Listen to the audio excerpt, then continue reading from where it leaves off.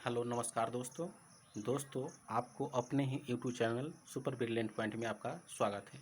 दोस्तों आज हम लोग कक्षा 9th का मैथ के बारे में पढ़ेंगे और सबसे पहला चैप्टर है कि आपका 9th में कि वास्तविक संख्या क्या है।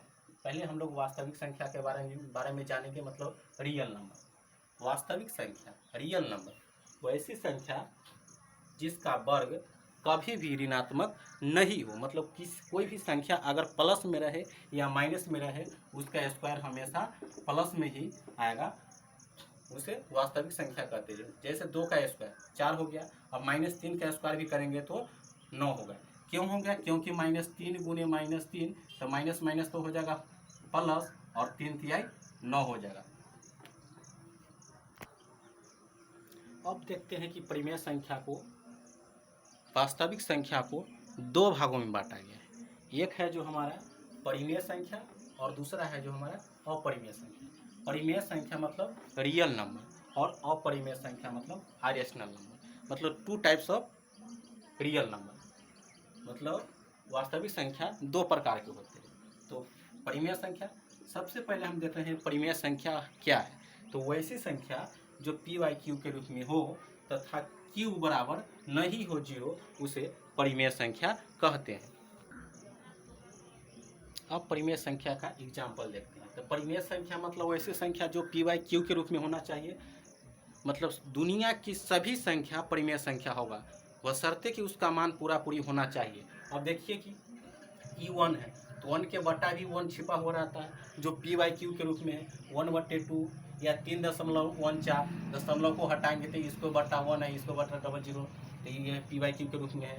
22/7 भी p/q के रूप में है। अगर कहिएगा कि रूट वाला है तो रूट का वर्गमूल कितना हो जाएगा, इसका 2 हो जाएगा, तो 2 के बटा में 1 छिपा हुआ है, तो ये भी हमारा p/q के रूप में है। अब इसका घनमूल, इसका घन निकालेंगे तो 2 आएगा जो p/q के रूप में है। अगर कहिएगा कि √3 तो √3 हमारा होगा सो परिमेय संख्या नहीं होगा, यह होगा जब भी होगा तो हमारा अपरिमेय संख्या होगा। अगला हेडिंग में देखते हैं कि परिमेय संख्या के प्रकार, टाइप्स ऑफ रेशनल नंबर्स। मतलब परिमेय संख्या निम्न प्रकार के होते हैं। उसमें से पहला है जो प्राकृतिक संख्या नेचुरल नंबर, दूसरा है जो पूर्ण संख्या होल नंबर, तीसरा है जो सम संख्या इवन नंबर, चौथा है जो ऑड नंबर विषम संख्या। अब देखते हैं कि 5वां नंबर रूट संख्या प्राइम नंबर। 6ठा नंबर में है कि यौगिक संख्या कंपोजिट नंबर। 7वां है से पूर्णांक संख्या है। और अब हम लोग देखते हैं बारी बारी से सबको देखेंगे डिफिनेशन की प्राकृतिक संख्या क्या है। प्राकृतिक संख्या नेचुरल नंबर, तो गिनती की संख्या के मतलब जितना गिनेंगे हम लोग 1 2 3 4 5, मतलब दुनिया की सब संख्या को प्राकृतिक संख्या कहेंगे। गिनती की संख्या को प्राकृतिक संख्या कहते हैं। एग्जाम्पल में 1 2 3 4 5 डॉट डॉट, और इसका मतलब हुआ कि अनंत इन्फिनिटिव तकला। अब नोट में देखते हैं कि प्राकृतिक संख्या को बड़ा कैपिटल N से सूचित किया जाता है।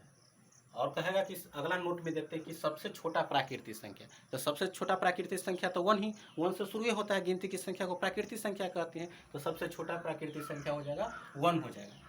और सबसे कहेगा कि बड़ा प्राकृतिक संख्या, तो इसका कोई और अंत नहीं है कि क्या होगा से, तो यह हो जाएगा हमारा इन्फिनिटिव मतलब अनंत। अगर कहेगा कि 1 से लेके 10 तक में सबसे बड़ा प्राकृतिक संख्या तो 10 होगा। अब देखते हैं कि पूर्ण संख्या क्या है। होल नंबर, मतलब शून्य को शामिल कर सभी प्राकृतिक संख्याओं को पूर्ण संख्या कहते हैं। अगर गिनती की संख्या में अगर पहले उसको सदस्य में अगर 0 शामिल कर देंगे तो उससे जो संख्या से जो समूह बनेगा, परिवार बनेगा, वही हमारा पूर्ण संख्या कहलाएगा। तो जी उसमें मतलब प्राकृतिक संख्या इतना है, उसमें 0 शामिल कर दिए तो यही हमारा बन गया, कौन संख्या बन गया? पूर्ण संख्या बन गया। अब नोट में देखते हैं कि पूर्ण संख्या को W से सूचित किया जाता है। अगर अगला नोट में देखते हैं कि सबसे छोटा पूर्ण संख्या 0 है। क्यों 0 है? क्योंकि पूर्ण संख्या 0 से शुरू होता है। और सबसे बड़ा पूर्ण संख्या अनंत है, इन्फिनिटिव है। इसका हम लोग जान चुके हैं कि इसका मतलब अनंत है, इन्फिनिटिव है।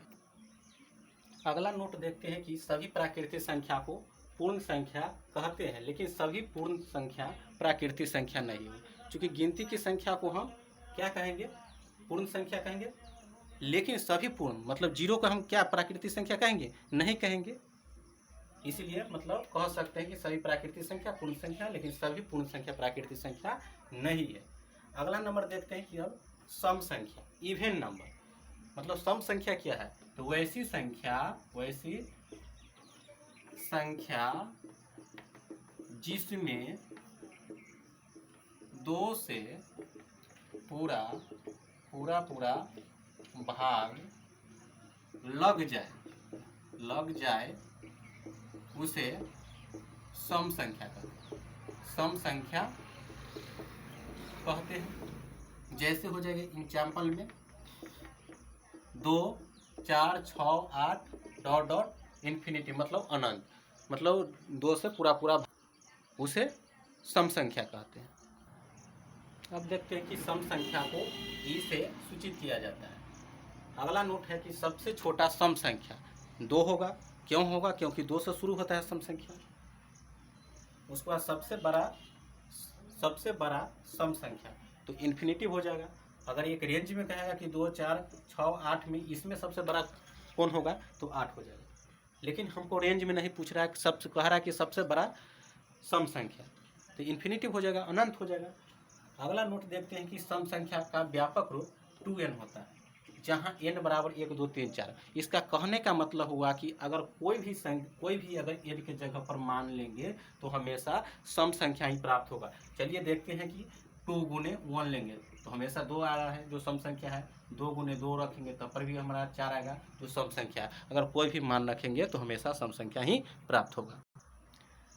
तो दोस्तों, यह वीडियो आपको अच्छी लगी है तो अपने चैनल को सब्सक्राइब कर ले, और हम लोग अगले वीडियो नेक्स्ट क्लास में देखेंगे। धन्यवाद।